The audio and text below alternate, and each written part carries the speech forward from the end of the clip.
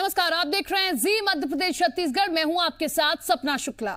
दुनिया कोरोना महामारी की चपेट में है। लगभग सभी देश इस महामारी के चलते तमाम आर्थिक सामाजिक संकट से जूझ रहे हैं।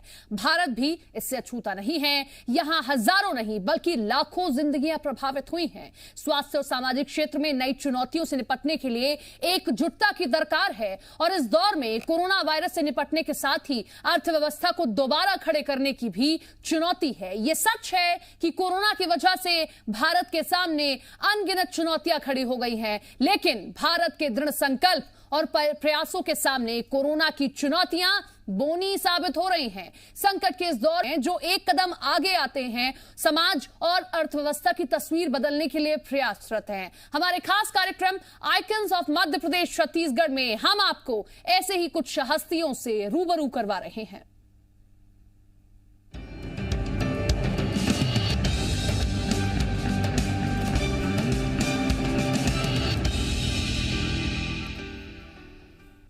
तो आइकन्स ऑफ मध्य प्रदेश छत्तीसगढ़ में आज हम आपको मिलवाने जा रहे हैं एक ऐसी शख्सियत से जिसने किसान परिवार में पैदा होने के बाद राजनीति का सफर शुरू किया और विधायक बने।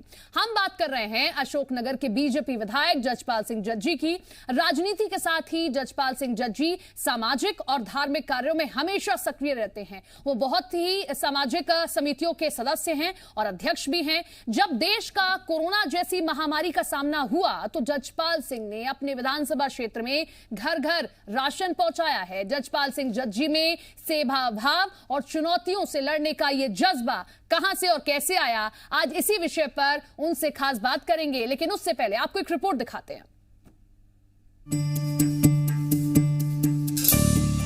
मध्य प्रदेश अशोकनगर विधानसभा क्षेत्र के विधायक जजपाल सिंह राजनीति के साथ साथ सामाजिक और धार्मिक कार्यों में भी लगातार सक्रिय रहते हैं। अशोकनगर की कोई भी सोशल एक्टिविटी हो, जजपाल सिंह हमेशा सबसे आगे खड़े नजर आते हैं। पिछले साल की तरह इस साल भी कोरोना महामारी के दौरान जजपाल सिंह लगातार जरूरतमंदों की मदद करते नजर आए। कभी अपने निजी खर्चे से लोगों तक राशन पहुंचाना, तो कभी अस्पतालों में मरीजों के लिए ऑक्सीजन बेड उपलब्ध कराना। जान की परवाह न करते हुए जजपाल सिंह 24 घंटे खुद ग्राउंड पर जाकर राहत कार्यों से जुड़े रहे। जमीन से जुड़ा इनका शालीन व्यक्तित्व आज मानवता की एक नई मिसाल पेश कर रहा है।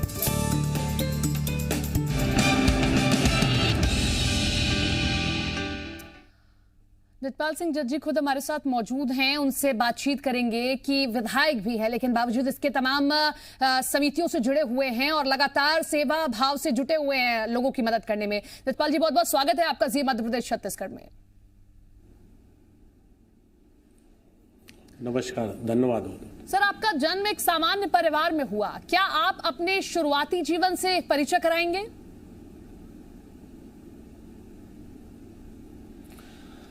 दरअसल सामान्य परिवार में जिस तरह से बच्चे पल के बड़े होते हैं उसी तरह से मेरा जीवन यापन हुआ है। मेरे पिता किसान थे, साधारण परिवार में जन्म लिया और जब मेरा जन्म हुआ तो जिस गांव में मेरे फादर रहते थे वहां से आज से 50-55 साल पहले यदि हमें शहर में आना होता था तो रोड मेरे गांव से या तो 8 किलोमीटर दूर रोड था और ट्रेन ट्रैक भी 8 किलोमीटर दूर था। तो वहाँ बारिश के टाइम में तो बिल्कुल पैदल चल के जाना पड़ता था या बैलगाड़ियाँ उस समय साधन होती या कुछ लोगों के पास ट्रैक्टर होते थे। तो उस परिस्थितियों में पले बड़े और उसके बाद पढ़ाई करने अशोकनगर आया। तो उसके बाद फिर जीवन में एक नई शुरुआत हुई और पढ़ाई के बाद कॉलेज छात्र राजनीति में आए। वहीं पे रह के सारे सामाजिक सरोकार और ईश्वर की कृपा से वो सारे संस्कार मुझे परिवार से मिले थे, अपने परिजनों से, तो उसी के सहारे चलते हुए यहाँ तक पहुँचे हैं। जजपाल जी, हम तस्वीरें देख रहे हैं और हमने देखा है कि अमूमन तौर पर जो जनप्रतिनिधि होते हैं, जो विधायक होते हैं, वो बैठकर आदेश तो दे देते हैं लेकिन उनका क्रियान्वयन कैसा हो रहा है उसे देखने के लिए शायद ही कोई बाहर निकलता हो। लेकिन आपकी तस्वीरों में दिखाई दे रहा है कि आप जाते हैं, क्रियान्वयन देख रहे हैं, साथ ही साथ अगर लोग काम कर रहे हैं तो उनको बता भी रहे हैं कैसे काम करते हैं। काफी अलग है ये बाकी जनप्रतिनिधियों से और सराहनीय भी है कि आप जाकर देख भी रहे हैं कि मैं जो आदेश दे रहा हूं क्या उसका काम क्रियान्वयन हो रहा है या नहीं हो रहा है।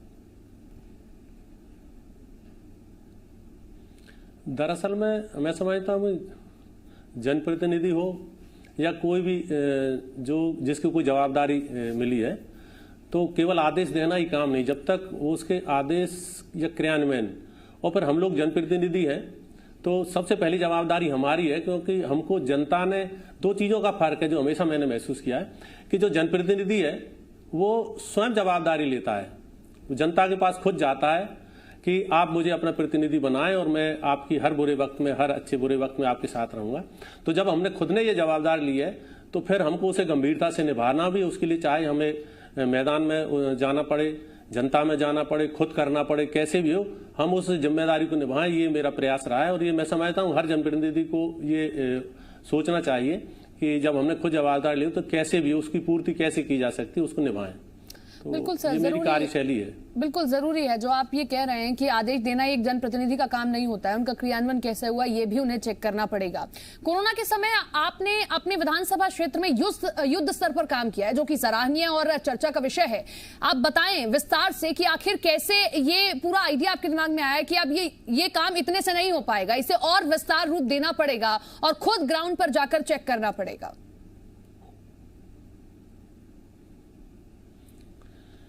दरअसल जिस तरह से हम देख रहे हैं कि ये पूरी दुनिया के साथ साथ हमारा देश प्रदेश इस कोरोना की चपेट में आया, और उसी चूंकि हमारा शहर भी इससे अलग नहीं रह सकता था, अछूता नहीं रह सकता था, तो हमारे शहर में भी, अशोकनगर में भी उसी बहुत भारी तादाद में ये फैला हुआ कोरोना को।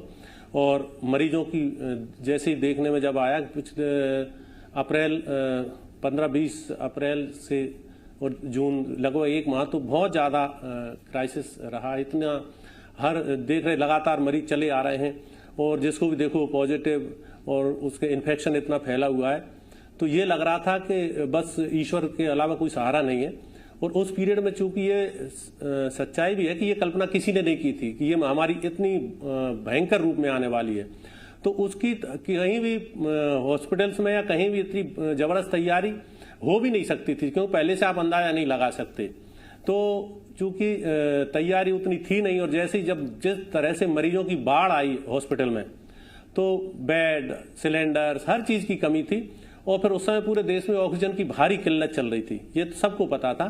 तो वो सारी जो परिस्थितियां पूरे देश में थी, ऑक्सीजन की कमी अगर देश में थी तो मेरे शहर में भी थी, अगर इंजेक्शन की कमी देश में थी तो मेरे शहर में भी थी। लेकिन मेरी जवाबदारी थी उस समय कि मैं कैसे उन सारी चीज़ों को संभाल पाऊं, और अपने सारे जिला प्रशासन के साथ, हॉस्पिटल एडमिनिस्ट्रेशन के साथ लगातार साथ में बैठ के, और 24-24 घंटे हमने, जिला प्रशासन साथ में रहा, हॉस्पिटल प्रबंधन साथ में रहा, और मुझसे जो बन पड़ा लगातार हमने प्रयास किया। और चूंकि कानूनी प्रक्रिया, बहुत सारी चीजें होती हैं जो कानूनी प्रक्रियाओं में, उनमें टाइम लगता है, लंबा समय लगता है, तो लगातार हमने कोशिश की कि हमको चूंकि हर चीज की उस समय जरूरत, तत्काल आवश्यकता थी। रेमडेसिविर और इंजेक्शन की जो हुआ, तो पहले मध्य प्रदेश शासन ने यह तय किया था कि केवल मेडिकल कॉलेज उसको देंगे और डिस्ट्रिक्ट हॉस्पिटल्स को नहीं दे रहे थे। उनका ऐसी मान्यता थी कि जो भी गंभीर पेशेंट होंगे वो तत्काल लोग बड़े शहरों में रेफर करके आएंगे, वहां पे ज्यादा भीड़ रहेगी उनकी। लेकिन मैंने माननीय हमारी पूर्वाम चौधरी जी, स्वास्थ्य मंत्री जी से बात की, सिंधिया जी से बात की, माननीय उन्होंने तत्काल मुख्यमंत्री जी से बात की, और तत्काल ये उन्होंने उसी दिन मीटिंग में ये निर्णय लिया कि उनमें से 15% हम डिस्ट्रिक्ट हॉस्पिटल्स को डिस्ट्रीब्यूट कर रहे हैं, और तत्काल हम उसमें हॉस्पिटल, हमारे हॉस्पिटल को भी मिले। तो एक शुरुआत हुई कि वो इंजेक्शन जिसके लिए मारामारी थी वो हमारे हॉस्पिटल को मिली। ऑक्सीजन की बहुत किल्लत थी, तो ये लगता था कि कभी के 2-4 घंटे बाद पता नहीं क्या होने वाला है। हॉस्पिटल्स में सिलेंडर्स की कमी थी, क्योंकि इतने सिलेंडर एक साथ 300, 400, 500 पेशेंट, ये कभी सोचा भी नहीं था कि इतने पेशेंट एक साथ हॉस्पिटल में आए। और सारे पेशेंट को ऑक्सीजन की जरूरत है, और चूंकि ऑक्सीजन के आप भी समझते हैं हर हॉस्पिटल में, और डिस्ट्रिक्ट हॉस्पिटल में खास करके इतने बेड नहीं होते ऑक्सीजन बेड कि जिन पे ऑक्सीजन उपलब्ध हो सके। तो उसका एक ही उपाय था कि हर पेशेंट को अलग से एक सिलेंडर दिया जाए ऑक्सीजन का, और उसको सिलेंडरों का अभाव था, तो लगातार मारी थी, और नए सिलेंडर भी हम ढूंढ रहे थे। तो प्रदेश में कई अन्य प्रदेशों में हमने कॉन्टेक्ट किया, लेकिन नए सिलेंडर मिल नहीं पा रहे थे। तो नए सिलेंडरों की यदि बात भी हो, तो उस समय कुछ कई ऐसे दृश्य सामने आए देख के, जिसमें लगा कि ऐसे समय में मानवता को शर्मसार करने वाली बहुत सारी चीजें हमने देखी, कि जिन चीजों की कीमत, जिन सिलेंडर की कीमत 8 और 10 हजार होती है, जब हम पता कर रहे थे पता चल रहा था 30,000 और 35,000 में वो सिलेंडर मिल पाएगा आपको।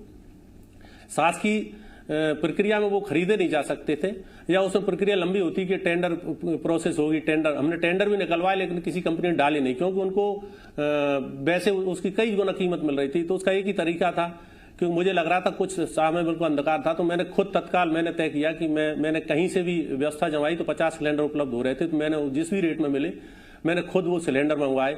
इसी तरह छोटी छोटी चीजें, जो 800 की कोई आइटम है फ्लोमीटर, तो वो मिल रहा है 3000 में। अब चूंकि उसमें प्रशासनिक मशीनरी एक रेट्स, उनके लिमिट्स हैं कि वो किस रेट तक खरीदने की क्षमता है उनके पास, या खरीद सकते हैं, उनको अधिकार है। तो वो ये था, उस समय कोई तरीका नहीं था कि सिवाय इसके कि मैं खुद पे करूं और वो चीजें लाऊं, क्योंकि मुझे लग रहा था जो वहां क्षेत्र की जनता, मतलब एक तरह से मेरे परिजन है और मेरे परिवार के लोग, मेरे क्षेत्र के लोग वहां पे हैं, उनके जीवन का सवाल है। तो उस समय इससे ज्यादा कुछ महत्वपूर्ण नहीं था कि कुछ भी करना पड़े, खुद को बेचना पड़े, लेकिन हम एक एक जान को बचाने की कोशिश जरूर करेंगे। बाकी तो ईश्वर के हाथ है, लेकिन हमने लगातार कोशिश की और जहां जिस चीज की जरूरत पड़ी उसमें लगातार मेरे शहर की समाजसेवी संस्थाएं, मेरे मित्रगण का सब लोग पूरे मनोयोग से मेरे साथ रहे, और जहां जिसकी जरूरत पड़ी तत्काल सारे लोग खड़े हुए कि नहीं, किसी चीज की कमी नहीं आने दी जाएगी। और मेरे हॉस्पिटल के सारे डॉक्टर, नर्सेज, सारा स्टाफ जबरदस्त इस समय उन्होंने काम किया। उनका मैं हमेशा ऋणी रहूंगा कि उन लोगों ने हमारे क्षेत्र के लोगों की जो सेवा की। और इसमें मैं 2 नाम जरूर उल्लेख करना चाहूंगा कि हमारे नेता श्रीमती ज्योतिरादित्य सिंधिया जी और हमारे प्रदेश के मुख्यमंत्री माननीय शिवराज सिंह जी, उन्होंने जितनी मेहनत की उस पीरियड में, हम लोगों ने कई बार रात में ये नौबत आई कि हॉस्पिटल में डॉक्टर्स कहें कि भाई साहब अगले 3 और 4 घंटे में ऑक्सीजन खत्म होने की स्थिति में, और इस स्थिति में कई पेशेंट्स की जान खतरे में पड़ सकती है।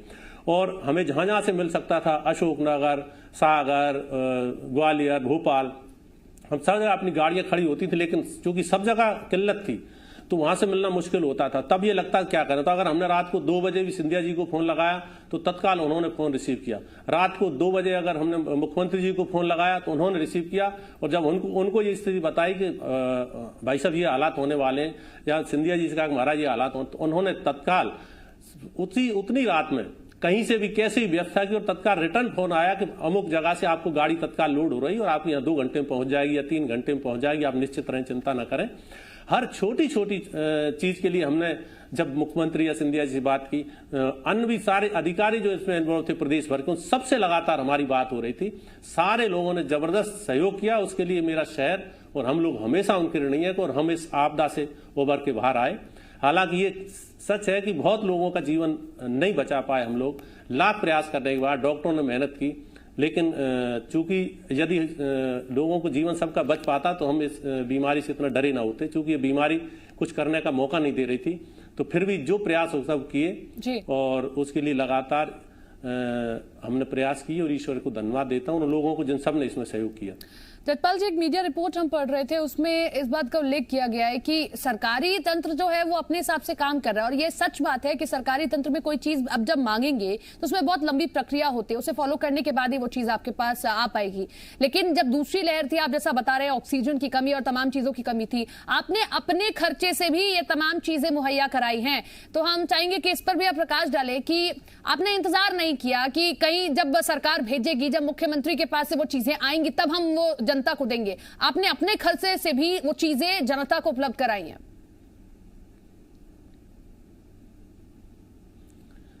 चूंकि ये मेरी जवाबदारी थी, और जब हम लोग, मैं देख रहा था हॉस्पिटल में, मैं लगातार हॉस्पिटल में रह रहा था और वहां देख रहा हूं कि मेरे सामने कई ऐसे जवान हमारे साथी, कई हमारे सामने उनकी डेथ हो गई।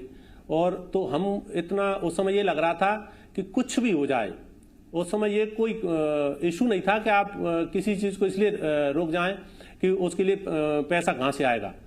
और मेरी हमेशा मानना थी, यदि ईश्वर ने हमें इस लायक बनाया है और यदि मानवता की सेवा हम नहीं कर पाए तो मुझे लगता है हमारा अपने आप जीवन को कभी धिक्कार है, हमारे ऐसे जीवन को कि हम मानव होते हुए और हमारे सामने मानवता के ऊपर ऐसा बड़ा संकट आए और हम केवल ये अपना मेरा तेरा देखें, तो ये बड़ा दुर्भाग्य होता।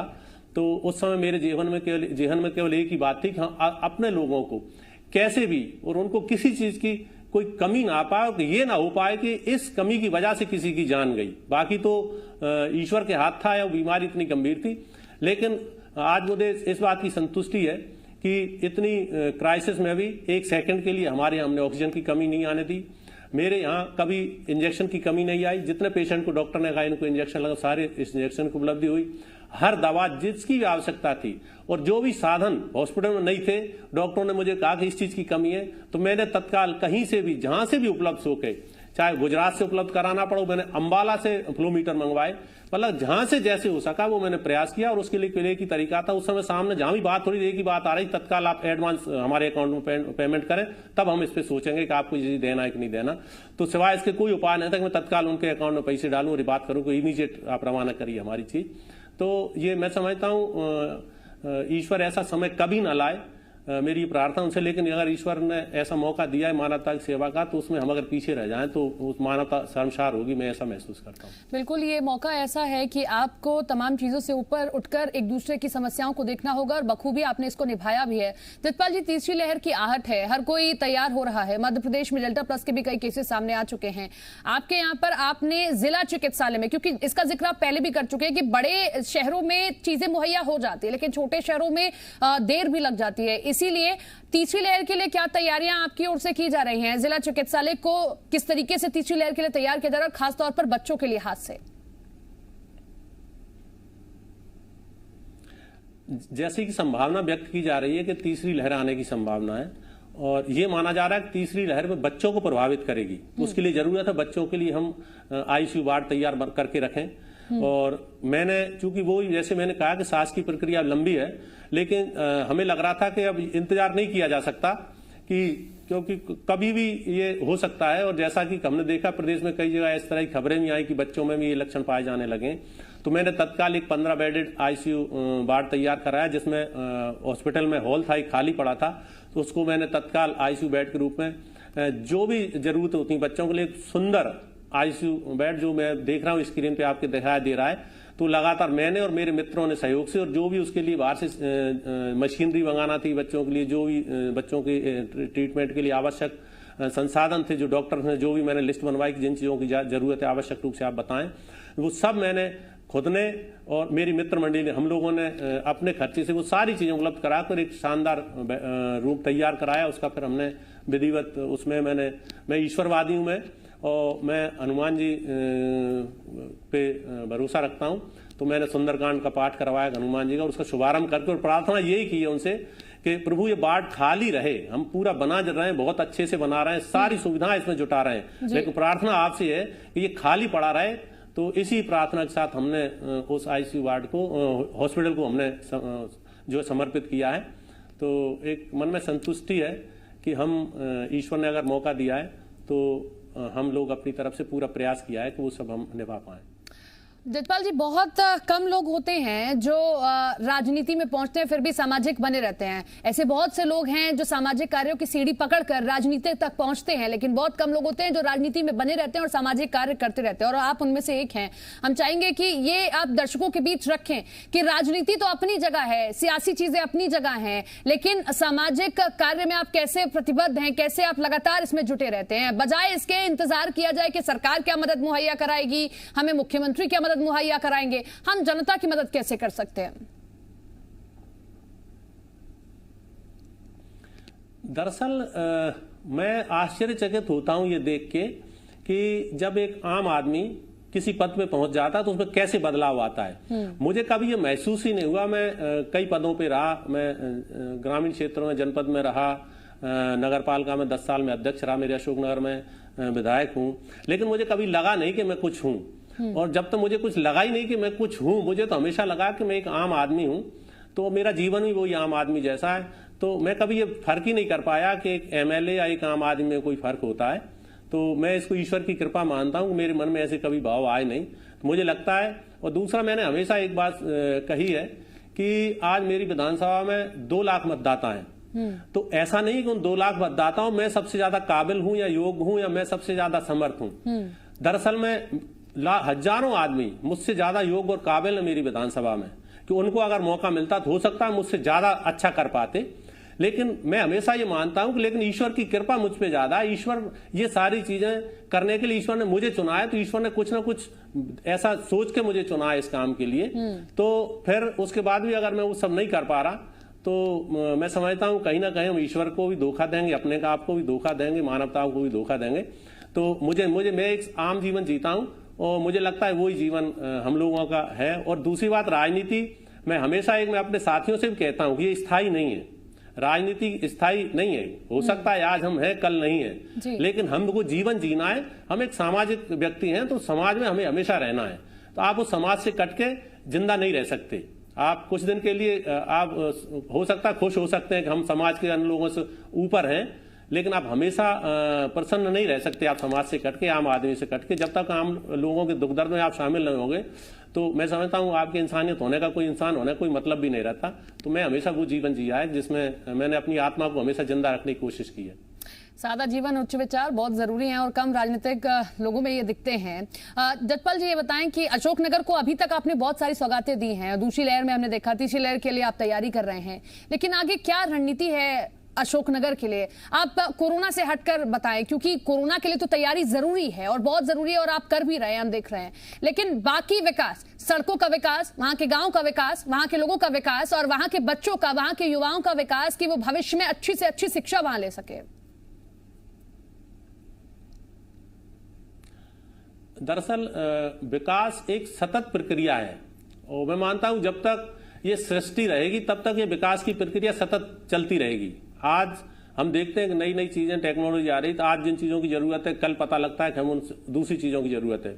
लेकिन वर्तमान में मेरे शहर में मुझे लगता है कि जिन चीजों की जरूरत है, मैंने चूंकि माननीय मुख्यमंत्री जी ने मुझसे वादा भी किया है, लेकिन ये 2 साल लगभग कोरोना ने हमारे खराब कर दिए, जो हम विकास कार्यों में ज्यादा मेहनत कर पाते। एक तो मुझे अशोकनगर को स्मार्ट सिटी बनाने के लिए माननीय मुख्यमंत्री जी ने मुझसे वादा किया है, और चूंकि अशोकनगर कृषि प्रधान क्षेत्र है, तो वहाँ कृषि महाविद्यालय के लिए माननीय मुख्यमंत्री जी ने मुझको आज विश्वास दिया है कि वो कृषि महाविद्यालय मेरे यहाँ स्वीकृत करेंगे।